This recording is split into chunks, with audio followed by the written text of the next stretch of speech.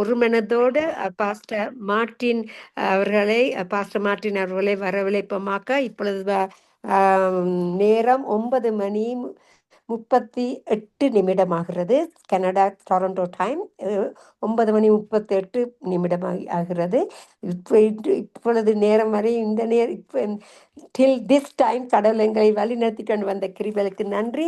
மறுபடியும் பாஸ்டரை நாங்கள் அழைப்போமாக. பிரைஸ் தி லார்ட் பாஸ்டர், வாருங்கள், வந்து வார்த்தையை பகிர்ந்து கொள்ளுங்கள். Praise the Lord sister. Pastor Martin, praise the Lord, God bless you. வாருங்கள், வந்து வார்த்தையை பகிர்ந்து கொள்ளுங்கள்.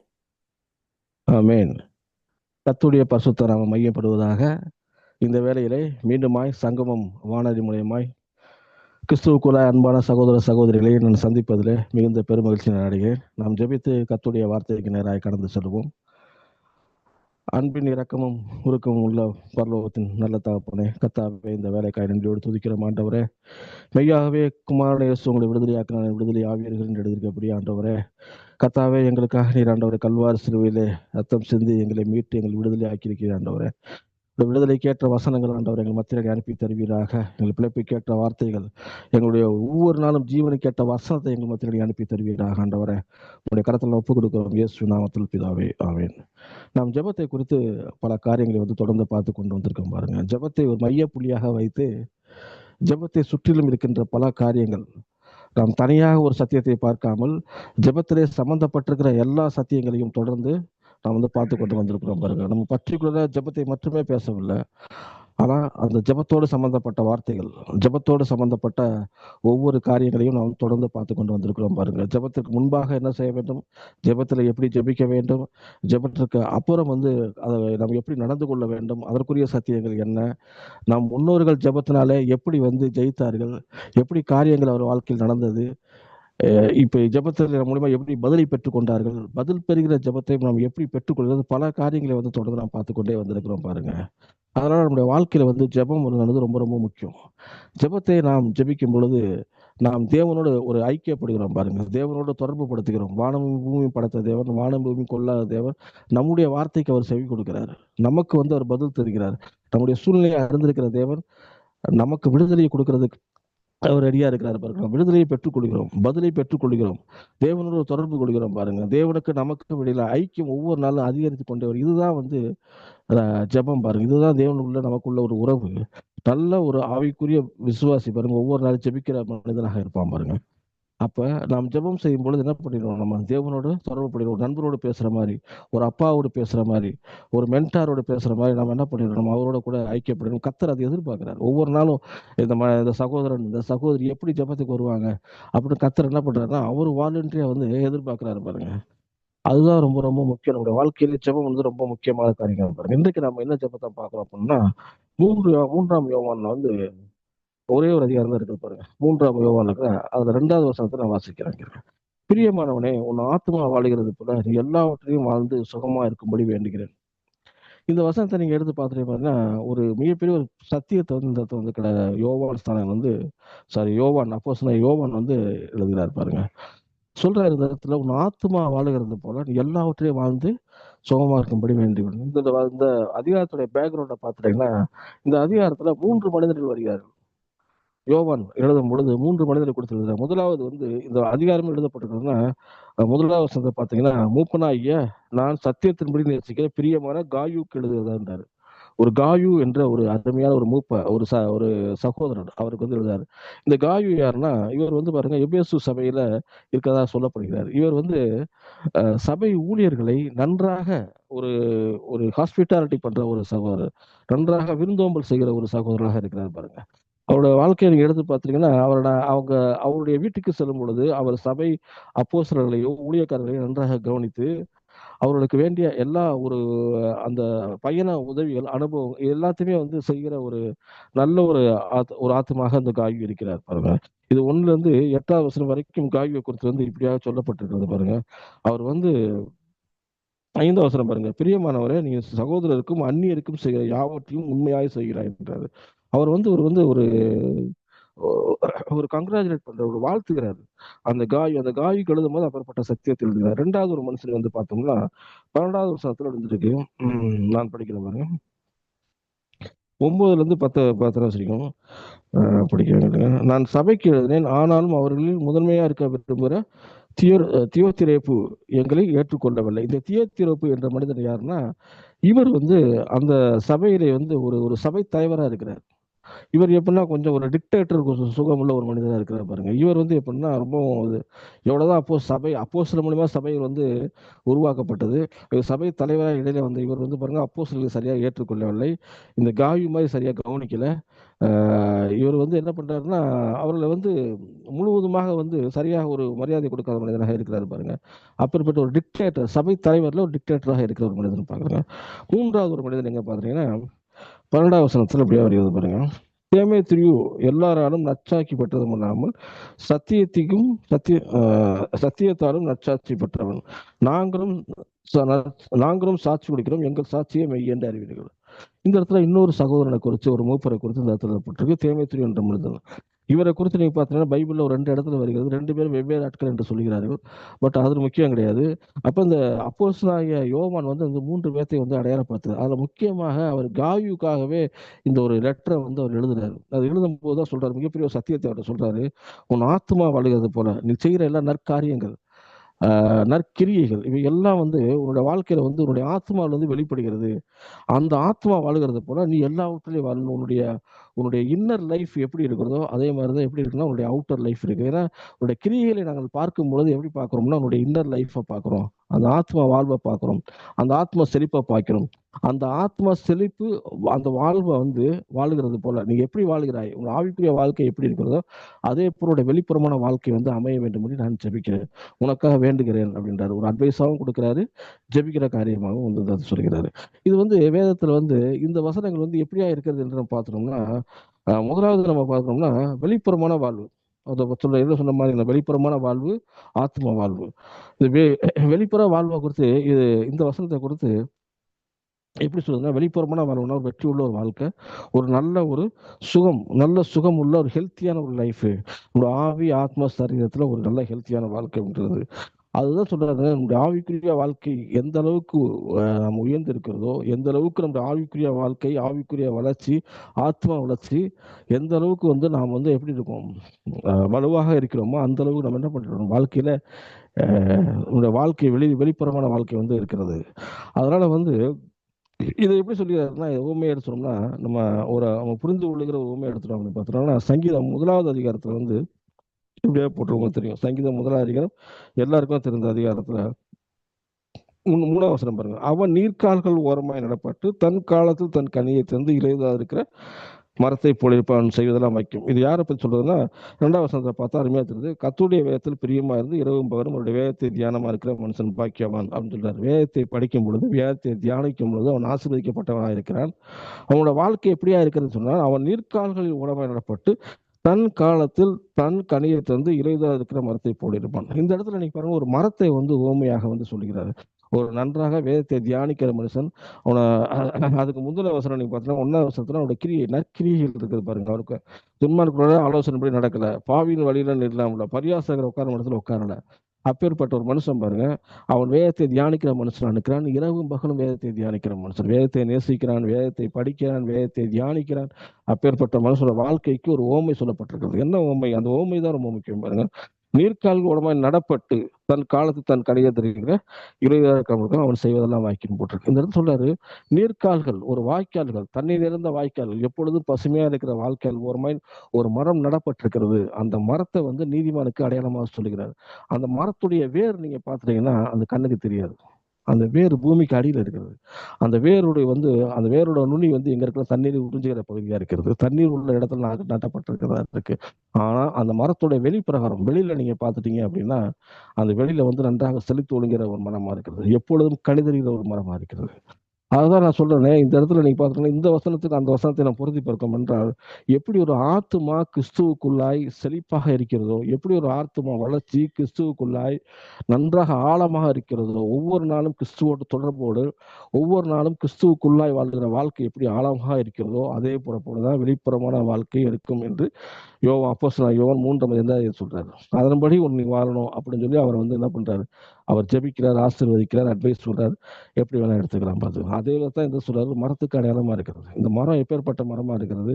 இந்த மரத்துடைய வேர், ஆணி வேர், இந்த ஆத்மா வந்து நம்ம கண்ணுக்கு தெரியாது பாருங்க, நம்ம சரீரத்தை தான் பார்க்கணும். அதே மாதிரி வேறையும் கண்ணுக்கு தெரியாது. நம்ம வெளியில இருக்கிற அந்த ட்ரீ, அந்த பிரான்ச்சஸ், அந்த ஸ்டெம்மை தான் பார்க்கணும் முடியும், வேறு உங்களுக்கு தெரியாது. அதான் சொல்ல, அப்ப எந்த அளவுக்கு வேறானது ஆழமாக அந்த பூமிக்குள்ளே செல்கிறதோ ஒரு மரத்தினுடைய, அந்த அளவுக்கு அந்த மரத்தோட லைஃப் அதிகமா இருக்கும். அந்த மரம் வந்து இலை திறக்காம போகும், இலை குதிராது, பச்சை பசரன்ற மரத்தை போல இருக்கும், ஒரு செழிப்பான மரத்தை போல இருக்கும். அப்பேற்பட்டதா இங்க சொல்றாரு, நம்முடைய ஆத்மா வாழ்வுங்கிறது அப்பேற்பட்ட வாழ்க்கையாக இருக்கிறது பாருங்க. நீங்க இன்னொரு வருஷம் பாத்துட்டீங்கன்னா, இன்னொரு ஊமையை எடுத்துட்டோம் பாத்துட்டீங்கன்னா, நமக்கு எல்லாரும் தெரிந்த ஊமையை சொல்றேன் பாருங்க.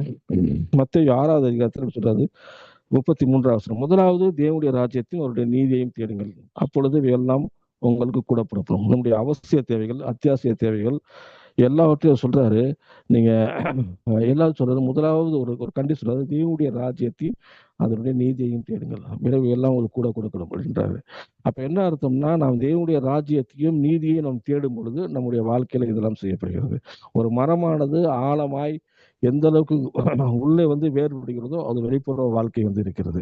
இங்கே ஒரு மனுஷனுடைய ஆத்மா வாழ்வு எந்த அளவுக்கு கிறிஸ்துவுக்குள்ள அதிகமா இருக்கிறதோ, செழிப்பா இருக்கிறதோ, அதன் அடிப்படையில் நம்முடைய வெளிப்புறமான வாழ்க்கை வந்து அமைகிறது பாருங்க. இந்த 3 வசனத்துடைய கருப்பொருள் அது நீங்க பார்த்தோன்னா, இந்த புரோட்டோடைப், அந்த அந்த இது வந்து ஒரே காரியமா தான் இருக்குது. எந்த அளவுக்கு வந்து நீங்க கர்த்தருக்குள்ளா இருக்கிறோமோ, எந்த அளவுக்கு வந்து நாம் கிறிஸ்துவுக்குள்ளாய் வேறுபடுகிறோமோ, எந்த அளவுக்கு வந்து நாம் தேவனுக்குள்ள அதிகமாய் செல்கிறோமோ, அந்த அளவுக்கு நம்முடைய வெளிப்பிரகாரமான வாழ்க்கை அதுதான் முக்கியம். அது எல்லாருமே வந்து we are focusing on outer man and outer life தான் பார்த்துட்டு இருக்கோம். வெளியில வாழ்க்கை, வெளிப்பிரகார வாழ்க்கை தான் முக்கியத்துவம். சில பேர் இன்னைக்கு அப்படிதான் முக்கியத்துவம் கொடுக்குறாங்க. ஆனா அப்படி இருக்கக்கூடாது. நாம் உள்ளான மனுஷனுக்கு முக்கியத்துவம் கொடுக்கணும். உள்ளால ஒரு வாழ்க்கை, நம்முடைய ஆத்மா வாழ்க்கைக்கு நாம் வந்து முக்கியத்துவம் கொடுக்கும் பொழுது, இந்த வெளிப்புற வாழ்க்கை குறித்து நம்ம கவலைப்படவே தேவையே கிடையாது. ஏன்னா உள்ள நாம் எந்த அளவுக்கு கிறிஸ்துவுக்குள்ளாய் நாம் வளருகிறோமோ, ஆவிக்குரிய வாழ்க்கையில் உள்ள போறோமோ, அந்த அளவுக்கு என்ன பண்றது, வெளிப்புற வாழ்க்கை வாழ்கிறது. அதனாலதான் நம்ம சொல்றோம், கிறிஸ்துவுக்குள்ள வந்து நம்ம வந்து குழந்தை கிறிஸ்துவோட இருக்கக்கூடாது. நாம் என்ன பண்ணணும், ஒவ்வொரு நாளும் என்ன பண்ணணும், நம்ம வந்து வளரணும். ஒரு குழந்தை வந்து எப்படி வந்து கிராஜுவலா க்ரோ அப் ஆகுறதோ, அதே மாதிரி நம்மளும் கிறிஸ்துவுக்குள்ள என்ன பண்ணணும், ஒவ்வொரு நாளும் கிராஜுவலா வந்து கோஆப்ரேட் இருக்கும். ரொம்ப ஃபாஸ்டா போன அவசியம் கிடையாது. ஒவ்வொரு நாள் நம்ம செய்ய வேண்டிய காரியங்கள், கிறிஸ்துவுக்கு முதலிடம் கொடுக்குற காரியங்கள், கிறிஸ்து அந்த இடத்துல ஜெபிக்கிற காரியங்கள் ஆகட்டும், கிறிஸ்துவுக்கு முதலிடம் கொடுக்குற காரியமாகட்டும், வேதத்தை படிக்கிற காரியங்கள், வேதத்தை தியானமா இருக்கிற காரியங்கள் ஆகட்டும், இதெல்லாம் நாம் வந்து கிறிஸ்துவுக்குள்ளாய் நாம் சரியாய் செய்யும் பொழுது நம்முடைய ஆத்மா வந்து செழிக்க ஆரம்பிக்கிறது. அந்த ஆத்மா வந்து உயிர் பெற ஆரம்பிக்கிறது. மனிதன் ஆவி, ஆத்மா, சரீரம் உடையதா இருக்கிற பாருங்க. ஏன்னா இந்த ஆவி வந்து பாத்துட்டீங்கன்னா, அது தேவனிடத்துல வந்து தேவனிடத்துக்கு திரும்பும். இந்த சரீரமானது ஒரு வாடகை வீடு மாதிரி. இந்த சரீரமான வீட்டுல தான் இந்த ஆவி மனிதன் வந்து உள்ள இருக்கிறான் பாருங்க. ஆனா இந்த ஆத்மாங்கிறது தான் மனது, இதுலதான் மனசாட்சி இருக்கிறது, இதுலதான் வந்து ஒரு திங்கிங் ஃபேக்கல்ட்டி மாதிரி. இந்த ஆத்மா வாழ்வு தான் ரொம்ப ரொம்ப முக்கியம். ஒரு பெரிய நமக்கு இருக்கிற மிகப்பெரிய ஒரு டார்கெட்டே வந்து என்னன்னா, இந்த ஆத்மா வாழ்வை சரி செய்யறது தான், இந்த ஆத்மாவை கண்ட்ரோல்ல கொண்டு வரதான். இது வந்து நம்ம ஓரளவு நம்ம கண்ட்ரோல் எடுத்துட்டோம்னா, இதைத்தான் வந்து என்ன பண்ணோம்னா, இது ஒரு போர் செய்கிற அவைய மாதிரி. இது வந்து எது டாமினேட் பண்ணுதோ அது மாதிரி தான் இருக்கும். நம்முடைய மாம்சம் வந்து டாமினேட் பண்ணுச்சு அப்படின்னா, அந்த மாம்சத்தினுடைய கிரியைகள் தான் உள்ள இருக்கும் பாருங்க. நம்முடைய ஆவி டாமினேட் பண்ண ஆரம்பிச்சிச்சுன்னா, அது வந்து எப்படி இருக்குன்னா, நம்ம ஆவி வந்து ஆவிக்குரிய காரியங்களை சிந்திக்கிறதா இருப்போம். அப்போ இது ஒரு போர்க்களம் மாதிரி தான், ஒரு சிந்திக்கிற ஒரு போர்க்களம் மாதிரி தான் பாருங்க. அப்போ அந்த ஆத்மா வாழ்வு, அப்போ நம்ம எதற்கு இடம் கொடுக்கிறோம், அது ரொம்ப ரொம்ப முக்கியம். நம்ம ஆவிக்குரிய காரியங்கள் இடம் கொடுக்கும் பொழுது நம்முடைய வெளிப்புறமான வாழ்க்கை நாம் வந்து கர்த்தருக்கு பிரியமான வாழ்க்கையா இருக்கும் பாருங்க. இதே ஒரு மாம்சத்துக்கு நம்ம இடம் கொடுத்துட்டோம் அப்படின்னா, கர்த்தருக்கு பிரியமில்லாத வாழ்க்கையா மாறிடும். அப்ப நாம் எப்படி பேசுகிறோம், என்ன சிந்திக்கிறோம், என்ன செயல்படுத்துகிறோம், என்னத்தை வேதத்தை படிக்கிறோம், இதெல்லாம் வந்து நம்முடைய வெளிப்புறமான வாழ்க்கையை கட்டமைக்கிறதுக்குரிய நம்ம அந்தரங்கத்தில் கிரியை செய்கிற ஒரு காரியங்கள். அதனாலதான் சொல்றாரு, அந்தரங்கத்துல பார்க்கிறப்ப என்ன பண்றது, வெளியரங்கமாய் நினைப்பார். அப்ப நம்ம வந்து ஃபோக்கஸ் பண்றது வந்து இன்னர் மேல தான் ஃபோக்கஸ் பண்ணணும். ஃபோக்கஸ் பண்ணும்போது நம்முடைய ஆத்மாவை ஃபோக்கஸ் பண்ணணும். அதுதான் சரியான ஒரு இது பாருங்க. நம்ம எந்த அளவுக்கு அதை போஷிக்கிறோமோ அந்த அளவுக்கு நம்ம என்ன பண்றோம், வெளியில வந்து இது இருக்கோம் பாருங்க. சில பேர்லாம் வெளியில பலமான ஆள் மாதிரி இருப்பாங்க, அவங்களுக்கு வந்து நல்ல ஒரு ஃபினான்சியலி சவுண்டா இருப்பாங்க, நல்ல இதாக இருப்பாங்க. ஆனா ஒரு பெரிய பிரச்சனை வந்தா போதும், டப்புக்குன்னு அவங்க என்ன செய்யறதுன்னு தெரியாது. அவங்க வந்து மற்றவர்களை சார்ந்து இருக்கிறவளா வந்து மாறிடுவாங்க பாருங்க. ஆனா ஒரு சில பேர்லாம் பாருங்க, அவங்கள்ட்ட எதுவுமே இல்லாட்டியும் அவங்க ஒரு இன்னர் மேன், ஒரு ஆத்மா ஸ்ட்ராங்கா இருக்கும் பொழுது அவர்களை ஒன்றுமே செய்ய முடியாது. பிசாசு வந்து அவனை எவ்வளவாய் வந்து மோதினாலும் அது வந்து மலை மேல் உள்ள பட்டணம் மாதிரி, கற்பாறை மேல் உள்ள ஒரு வீடு மாதிரி என்ன பண்றாங்க, அசைக்கவே முடியாது. எவ்வளவு பிரச்சனை வரட்டும், ஏன்னா அவர்களுக்கு தெரியும் அவருடைய நம்பிக்கை, அவருடைய நங்கூரம் கிறிஸ்துவுக்குள்ளா இருக்கிறது. அவருடைய நம்பிக்கை கிறிஸ்துவின் மேலே இருக்கிறது. அப்ப நாம் கிறிஸ்துவுக்குள்ளா இருக்கும் பொழுது, நம்முடைய நம்பிக்கை கிறிஸ்துவ மேல் வைக்கும் பொழுது, இந்த நம்முடைய இருக்கும் பொழுது நம்முடைய வாழ்க்கையில நாம் ரொம்ப ஸ்ட்ராங்கா இருப்போம். அதனாலதான் அந்த ஆத்மாங்கிறது நம்ம விளையாடப்பட்டது. பார்த்தோம் ஆத்மாவை நம்ம என்ன பண்ணணும், எல்லா காவலும் இந்த ஆவியை காத்துக்கொள்ற மாதிரி ஆத்மாவை என்ன பண்ணணும், அப்படி காத்துக்கொள்ளணும். அந்த விஷயத்த வந்து சரியாக நம்ம டாமினேட் செய்யறதுக்கு சரியான ஆட்களை வந்து நம்ம வந்து செய்யணும். சரியான காரியங்களை வந்து நம்ம தியானிக்க முடியும். அப்படி தியானம் பண்ணும் பொழுதுதான் நம்ம வாழ்க்கையில வந்து முக்கியமா இருக்கும் பாருங்க. அப்ப இது ஒரு திங்கிங் ஃபேக்கல்ட்டியா இருக்கிறது பாருங்க. இந்த ஆத்மா வந்து எதையும் ஏற்றுக்கொள்ளக்கூடியதா இருக்கு. நன்மையை ஏற்றுக்கொள்ளும், தீமையை ஏற்றுக்கொள்ளும் பாருங்க. ஏன்னா இயேசு கிறிஸ்துவே சொல்றாரு பாருங்க, கெத்செமனே தோட்டத்துல சீசரை பாருங்க, ஆத்மா என்ன பண்றாரு, மரணத்துக்கு எதுவாக துக்கம் கொண்டாரு. ஏன்னா அவர் ஒரு மிகப்பெரிய ஒரு கல்வாரி சிலுவை எதிர்பார்க்கிறார், உலகத்தின் ரட்சிப்பை கொடுக்க போகிறாரு. அவருக்குள்ள வந்து அந்த துக்கமானது வந்து நேரம் வந்து எங்க பிடிக்கும், நேரம் ஆத்மாவை தான் நிக்குது. அங்க போய் டைட் பண்ணுது. அவரை ப்ரெஷரை வந்து அங்க கொடுக்குது ஆண்டவர்கிட்ட. ஆண்டவருடைய ப்ரெஷர் வந்து நேரம் ஆத்மாவுக்கு தான் கொடுக்குது. அவரை வந்து என்ன பண்றாருன்னா, அவர் திங்க் சொல்றாரு, இந்த பாத்திரம் என்ன விட்டு நீங்க குடும்பம் நீங்கட்டுன்ற மாதிரி அவர் கொண்டு போறாரு. ஆனாலும் கடைசியில் இந்த இடத்துல என்ன ஜெயிக்குதுன்னா, அவருடைய மாவிதான் ஜெயிக்குது. என்ன சொல்றாருன்னா, ஆயிரும் என்னுடைய சித்தம் அல்ல உங்களுடைய சித்தமே ஆக கிடக்குதுன்றாரு. இந்த ஆத்மாவை வந்து அவர் டாமினேட் பண்றாரு. அதனாலதான் பாருங்க அந்த இடத்துல பாருங்க ஒரு மிகப்பெரிய ஒரு போராட்டம். அவர் ரத்தத்துடைய பெருந்துளிகள் வந்து வேர்வை மூலியமா வந்து விழுகுது பாருங்க. ம்? ஏன்னா அந்த ஒரு அதுதான் ஒரு பெரிய ஒரு ரிஸ்க். எல்லா மனிதர்களுக்குள்ளேயும் ஒரு ஆவிக்குரிய போராட்டம் அப்படிங்கிறது வந்து, இந்த ஆவிக்குரிய போராட்டம் எங்க நடக்குது, மாம்சத்துல நடக்குது. ஆவிக்குரிய போராட்டங்கள் இந்த ஆத்மாவில தான் நடக்குது. இயேசு கிறிஸ்து பாருங்க அந்த இடத்துல வந்து அந்த கெத்செமனே தோட்டத்துல அதை டாமினேட் பண்ணி நம்ம ஜெயிச்சு காமிச்சாரு. நம்ம ஆத்மா வந்து அவர் கண்ட்ரோல் எடுக்கிறாரு. கண்ட்ரோல் எடுத்து சொல்றாரு, என்னுடைய சித்தம் இல்லை, என் சித்தத்தை வந்து என்னுடைய மாம்சத்தை பிரவாசிக்கிற காரியங்களும் கிடையாது.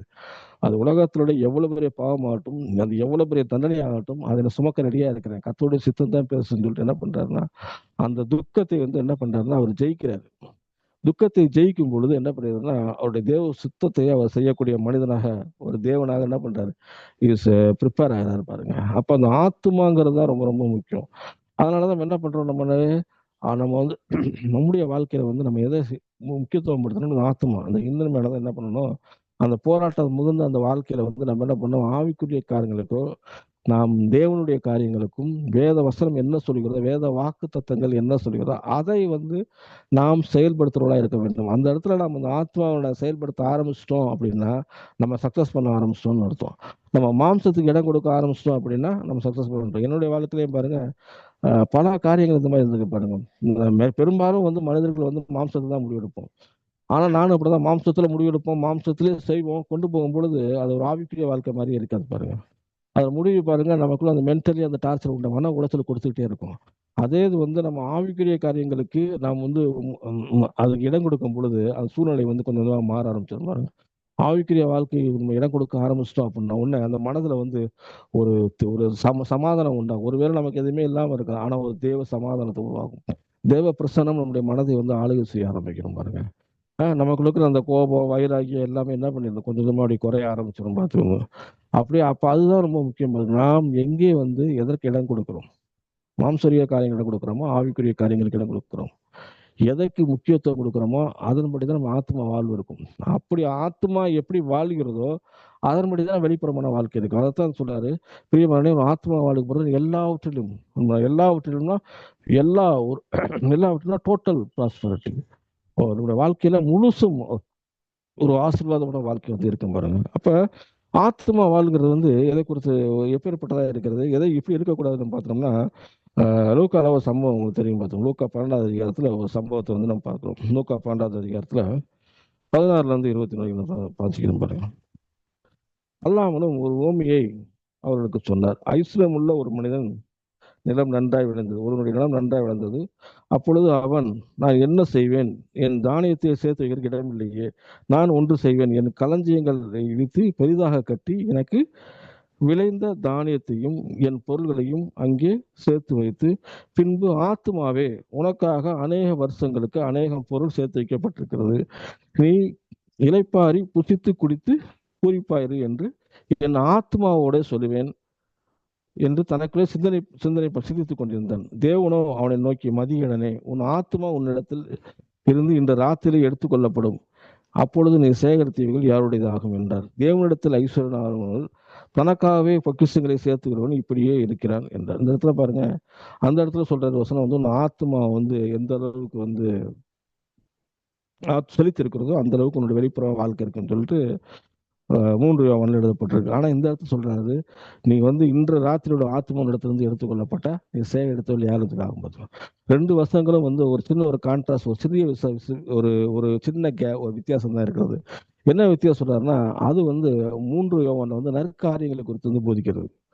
நல்ல ஒரு நற்கிரியைகளும் நற்காரியங்களையும் ஒரு ஆசீர்வாதம் வாழ்க்கையை குறித்து போதிக்கிறது. ஆனா இந்த இடத்துல இது ஆசீர்வாதத்தை வந்து கொஞ்சம் ஒரு ஆவா பேதிக்கிறது. என்னன்னா, இங்க ஒரு மனிதன் இருக்காரு, ஒரு நாள் நன்றாக விளைகிறது, அவனுக்குள்ள ஒரே ஒரு ஹாப்பி ஆயிட்டாரு, சந்தோஷம் ஆயிட்டாரு. அப்ப என்ன பண்ணணும்னா, ஒரு பண்டகசாலையில சேர்த்து வச்சு ஏழைகளுக்கு மற்ற காரியங்களுக்கு கத்துடைய காரியங்களுக்கு அது வந்து செஞ்சிருக்கலாம். ஆனா செய்யாம என்ன சொல்றாரு, என்ன பண்றாருன்னா, அவருக்குள்ள ஒரு திங்கிங், இது வந்து யார்ட்டையும் கொடுக்கக்கூடாது, நாம் என்ன பண்ணணும், பண்டகசாலையில சேர்த்து வைக்கணும். சேர்த்து வச்சே முடியாது, நம்மளுடைய லைஃப் முழுக்க நம்ம வந்து நம்மளே வந்து இதை அனுபவிக்கணும் அப்படின்ற ஒரு எண்ணத்துக்குள்ள போகிறாரு பாருங்க. அதனால என்ன பண்றாருன்னா, என் பண்டகசாலையை பெருசாக்கணும், என்னுடைய இதை பெருசாக்கணும். அவர் வந்து எப்படின்னா தனக்காகவே வாழ்கிற ஒரு மனிதன், ஒரு சுயநலம் முழுக்க மனிதனா இருக்கார். சொல்றாரு அந்த ஆத்மா சொல்றாரு, ஆத்மாவே ஒன்றும் கவலைப்படாது. அவர் என்ன சொல்றாருன்னா, அந்த ஆத்மாவை வந்து ஒரு பிசிக்கல் ஒரு ஆர்கன்ற மாதிரி அவர் பேச ஆரம்பிச்சிட்டாரு. உனக்காக வந்து என்ன பண்றாருன்னா சேர்த்து வைக்கப்பட்டிருக்கு, ஒன்றும் பிரச்சனை கிடையாது, நீ சந்தோஷமா இருக்கலாம் அப்படின்னு சொல்லிட்டு தனக்குத்தானே சொல்லுகிற ஒரு மனிதனாக இருக்கிறாருன்னு பார்த்தோம். அதாவது சொல்றாரு, அதாவது வந்து சரியாக புரிந்து கொள்ளலாம், ஆத்மாவை சரியாக புரிந்து கொள்ளாத ஒரு ஐஸ்வர்யவானாக இருக்கிறாரு. அப்பதான் வந்து தேவனே அந்த சீனுக்கு வராரு பாருங்க.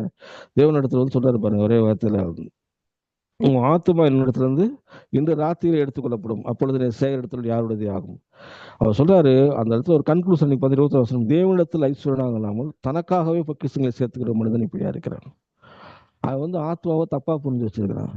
அது மட்டும் கிடையாது, அவனுடைய மோட்டிவேஷன் டோட்டலாகவே தப்பு. அவனோட மோட்டிவேஷன் வந்து பார்த்தீங்கன்னா தன்னுடைய பேங்க் அக்கௌண்ட்டு, தன்னுடைய ஃபேமிலி, இன்னைக்கு இருக்க ஒரு லோக்கல் லாங்குவேஜ், தன்னுடைய பேங்க் அக்கௌண்ட்டு, தன்னுடைய ஃபேமிலி, தன்னுடைய ப்ரெஸ்டீஜ், தன்னுடைய ஸ்டேட்டஸ், தன்னுடைய டிசண்டன்ஸு, அவர் he focus on himself and his family. அதுதான், தன்னை மட்டுமே ஃபோக்கஸ் பண்ணுறான். அவனுக்கு வந்து மற்ற ஜனங்களை குறித்து எந்த கவலையும் இல்லை, கர்த்தருடைய காரியங்கள் குறித்து எந்த கவலையும் கிடையாது. இது ஒரு ஒரு இது இலுஸ்ட்ரேஷன் தான் பாருங்க, ஒரு ஓமை தான். ஆனால் ஓமையில வந்து கர்த்தர் எப்படியே விளக்குறாரு பாருங்க. அவன் ஆத்மாவை குறித்து வந்து தவறாக புரிந்து கொண்டு வச்சிருக்காங்க. அவன் ஆத்மா என்ன சொல்றாருன்னா, வெளிப்பிரகாரமான காரியங்கள் தான் ஆத்மாவை ஆளுகை செய்யுதுன்றார். இல்லை, உள்ள இருக்கிற ஆத்மா தான், உள்ள ஆத்மா வாழ்வு தான் வெளியில் ஆளுகை செய்யுது. இவர் வந்து தான தர்மங்களோ இல்லை கத்தருக்கு கொடுக்குற காரியங்களோ இதை வந்து அதிகமாக செய்து பண்றா, இன்னும் அதிகமாக இவனுடைய நிலங்கள் விளைந்திருக்கும். அந்த நீர்க்கால்கள் ஓரமா என்னப்பட்டு காரியமா மரம் மாதிரி இவனுடைய வாழ்க்கை வந்து தலையாக மாறி இருக்கும்.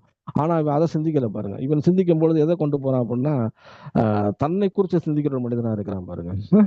அந்த இடத்துல நீங்க 3ஆம் அதிகாரத்துல அங்க 3ஆம் வசனம் 3 யோவான்ல எப்படியா எழுதப்பட்டிருக்கு பாருங்க. என்ன எழுதப்பட்டிருக்குன்னா, அதை வந்து நம்ம வந்து ஒரு ஒரு ப்ராஸ்பெரிட்டிக்கு அடையாளமாகவே எடுத்துக்குவோம். ஒரு லிட்டரலா ஒரு ப்ராஸ்பெரிட்டியை நம்ம எடுத்துட்டா கூட, உன்னுடைய ஆத்மா வாழ்வு தான் வெளி பிரகாரம் நீ எல்லாவற்றிலையும் வாழ்ந்து இருக்க போறீங்க அப்படின்றாரு. இந்த இடத்துல என்ன சொல்றாரு, எல்லாவற்றையும் வாழ ஒரு ரெடியா இருக்கிறாரு. ஆனா ஆத்மால வந்து பாத்தீங்கன்னா ஒரு ஆத்மா வாழ்வு வந்து கிடையாது. எப்படி பாருங்க, தலையாக இருக்கிறது பாருங்க சூழ்நிலை வந்து தலைகளாக புரிந்து கொண்டு வந்திருக்கிறார். தேவனுக்காக ஐஸ்வரனா இல்லை, கத்தருக்காக ஒரு காரியம் செய்யணும், நம்ம மூலியமா கத்தருடைய ராஜ்யம் கட்டப்படணும், நம்ம மூலியமா வந்து ஒருத்தருக்காக சுவிசேஷம் அது சொல்லப்படணும். அந்த மாதிரி ஒரு காரியங்களை வந்து இவர் வந்து செலுத்திக் கொள்ள பாருங்க. இவர் தெரிந்து கொள்ளவில்லை. இவர் வந்து என்ன பண்றாருன்னா, தனக்காகவே பொக்கிஷங்களை சேர்த்துக் கொள்கிறார். தான் வந்து இந்த சமுதாயத்தில் தன்னை ஒரு பெரிய ஒரு அடையாளமாக காத்துக்கொள்ள வேண்டும், ஒரு ஐக்கானாக காத்துக்கொள்ள வேண்டும் என்று இப்படிதான் இன்னைக்கு இருக்கிற சூழ்நிலை. அப்படிதான் இன்னைக்கு ஜனங்கள் வந்து இப்படிதான் இருக்கிறார்கள். அப்ப உண்மையான ஆசீர்வாதம்னா என்னன்றது உனக்கு தெரியல. உண்மையான ஆசீர்வாதம் வந்து தேவனுக்கு கொடுத்து பெற்றுக்கொள்ளுகிறதா உண்மையான ஆசீர்வாதம். தனக்காக சேர்த்து வைத்துக்கிறது ரெண்டாவது ஒரு காரியம். தேவனிடத்தில் கொடுத்து தேவனிடத்தில் நான் பெற்றுக்கொள்ளும் பொழுது அந்த ஆசீர்வாதத்துடைய மடங்கு பல மடங்கு அதிகரிக்கும் பாருங்க.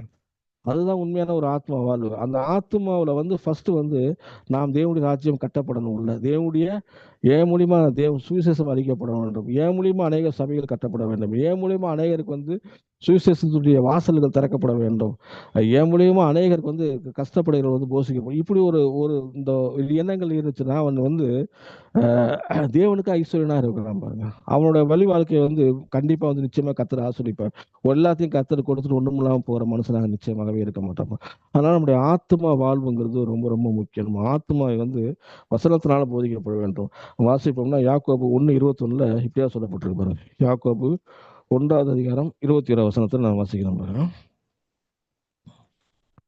ஆகையால் நீங்கள் யாக்கோபு 1:21 நீங்கள் எல்லாவித அழுக்கையும் கொடிய துர்க்குணத்தையும் ஒழித்துவிட்டு உங்கள் உள்ளத்திலே நாட்டப்பட்டதாயும் உங்கள் ஆத்துமாக்களை ரட்சிக்க வல்லமையுள்ளதா இருக்கிற வசனத்தை சாந்தமாக ஏற்றுக்கொள்ளுங்கள். வேத வசனம் தான் நம்முடைய ஆத்மாவை ரட்சிக்கும். ரட்சிப்பை சரியான ஆத்மாவை சரியான வகையில டைரக்ட் பண்ணும், சரியான வகையில யூஸ் பண்ணும் பாருங்க. அப்ப அந்த வேத வசனத்தை வசிக்கும் பொழுது நம்முடைய எல்லா வித அழுக்கு நம்ம விட்டு கத்தர் போக வைக்கிறாரு. கொடிய துர்க்கணங்கள் நம்மளை விட்டு ஒழிய ஆரம்பிச்சிருது பாருங்க. நம்மளோட உள்ளத்திலே நாட்டப்பட்டதாகவும் ஆத்மாவே இந்த வசனம் என்ன பண்றது, ரட்சிப்பு ஏதாவது நடத்துகிறது. இந்த ஆத்மாவை சரியான டைரக்ஷன்ல கொண்டு போறது தேவனுடைய வசனங்கள். அதனால தேவனுடைய வசனங்களை நாம் வாசிக்கும் பொழுது, தேவனுடைய வசனத்தை நாம் தியானிக்கும் பொழுது நம்முடைய ஆத்ம செழிப்பு உண்டாகிறது பாருங்க. நாம் என்ன செய்யணும், எப்படி செய்ய வேண்டும், எது முதலிடம், நமக்குள்ள ஒரு தெளிவு உண்டாகிறது. அந்த தெளிவு தான் என்ன பண்றது, இந்த ஐஸ்வர்யன் போல இல்லாம உங்க வாழ்க்கை சரியான டைரக்ஷன்ல போகிறது. இன்னொரு வசனத்தை பாசிக்கணும் பாருங்க. 1 பேதுருல இப்படி எழுதுவோம். 1 பேதுரு 1வது வசனம், 1 பேதுரு 1வது அதிகாரம் 22-23 வரைக்கும் நான் படிக்கிறேன் பாருங்க. ஆகியால் நீங்கள் மாயமற்ற சகோதர சிநேகம் ஆவியினாலே சத்தியத்தை கீழ்ப்படிந்து உங்கள் ஆத்துமாக்களை சுத்தமாக்கி கொண்டவர்களாக இருக்கபடினால் உங்கள் சுத்த இதயத்திலே ஒருவர் ஊக்கமாக அனுப்புவீர்கள். அறிவுள்ள வித்தினாலே அல்ல, என்றென்றைக்கும் நிற்கிறதும் ஜீவன் தேவ வசனமாகிய அழிவில்லாத வித்தினாலே மறுபடியும் ஜெபிக்கப்பட்டிருக்கிறது. இந்த இடத்துலையும் போட்டு பாருங்க. வேத வசனத்தை கொண்டு நாம் தியானம் செய்யும் பொழுது, வேத வசனத்தை தியானிக்கும் பொழுது இந்த அழிவில்லாத தேவனுடைய வசனம் என்ன பண்ணுதுன்னா நம்முடைய ஆத்மாவை உயிர்த்தல வைக்கிறது, ஆத்மாவை சுத்தப்படுத்துகிறது, ஆத்மாவை கர்த்தருடைய காரியத்துக்கு நேராக கொண்டு போகிறது பாருங்க. அப்ப ஆத்மா கர்த்தருடைய காரியத்துக்கு நேராக நாம் கொண்டு போகும் பொழுது, ஆத்மாவை சுத்தப்படுத்தும் பொழுது ஆத்மாவுடைய செழிப்பு உண்டாகிறது பாருங்க. உள்ள ஆத்மா செழிக்க ஆரம்பிச்சிருச்சு அப்படின்னா நாம் என்ன செய்ய வேண்டும், எப்படியா இருக்க வேண்டும், கர்த்தருடைய நீதி என்ன, கர்த்தருடைய வசனங்கள் என்ன, கர்த்தருடைய வாக்குத்தத்தம் என்ன, அவருடைய நோக்கம் என்ன, அவருடைய சித்தம் என்ன, இது எல்லாமே நம்ம தெரிய ஆரம்பிக்கும் பாருங்க. இதெல்லாம் தெரிய ஆரம்பிக்க நாம் அதற்கேற்ற பிள்ளைகளாய், தேவனுக்கேற்ற காரியங்களாய், தேவனுக்கு ஐஸ்வர்யம் உள்ளவர்களாய் மாற ஆரம்பிச்சிருவோம் பாருங்க. தேவனுக்கேற்ற காரியங்கள் முதலிடம் கொடுக்க ஆரம்பிச்சிருவோம். ஆனா நம்ம என்ன பண்றோம், தலைகீழாக மாறி போய் இந்த ஆத்மாவை முக்கியத்துவம் கொடுக்கறதே கிடையாது பாருங்க. நாம் சரீரத்துக்கு முக்கியத்துவம் கொடுக்கறவள தான் இருக்கிறோம் முடிய ஆத்மா முக்கியத்துவம் கொடுக்கறதில்ல. ஆத்மாவுக்கு எந்த அளவு முக்கியத்துவம் கொடுக்குறோமோ அது அந்த மரத்தை போல, சங்கீதம் 1 பார்த்தீங்களா, அந்த ஒரு வாய்க்கால் ஓரமாக நடப்பட்டிருக்க மரம் போல ஆத்மா அந்த ஒரு ட்ரீயுடைய அந்த ஆணி வேறு மாதிரி உள்ள எந்த அளவுக்கு உள்ள போகிறது, கிறிஸ்துவுக்குள்ள வேத வசனத்துக்குள்ள தியானமாய் உள்ள போகும் பொழுது என்ன பண்ணுறோம்னா அது வெளிப்புறமான வாழ்க்கை நம்முடைய வாழ்க்கையில உணர ஆரம்பிச்சோம். அதனால தான் நம்ம என்ன பண்றோம், ஒவ்வொரு தடவையும் ஜெபம் முடிக்கும் பொழுது என்ன ஒரு வார்த்தையை சொல்லுவோம் பார்த்துங்க. சங்கீதம் 103 இப்படியா சொல்லுவோம் பார்த்துங்க. சங்கீதம் 103 சொல்லும் பார்த்தீங்களா, என் ஆத்மாவே கர்த்தரை ஸ்தோத்திரி, என் முழுவதுமே அவருடைய பரிசுத்த நாமத்தை ஸ்தோத்திரி, என் ஆத்மாவே கர்த்தரை ஸ்தோத்திரி, அவர் செய்த சகல வேலையும் வருவாது.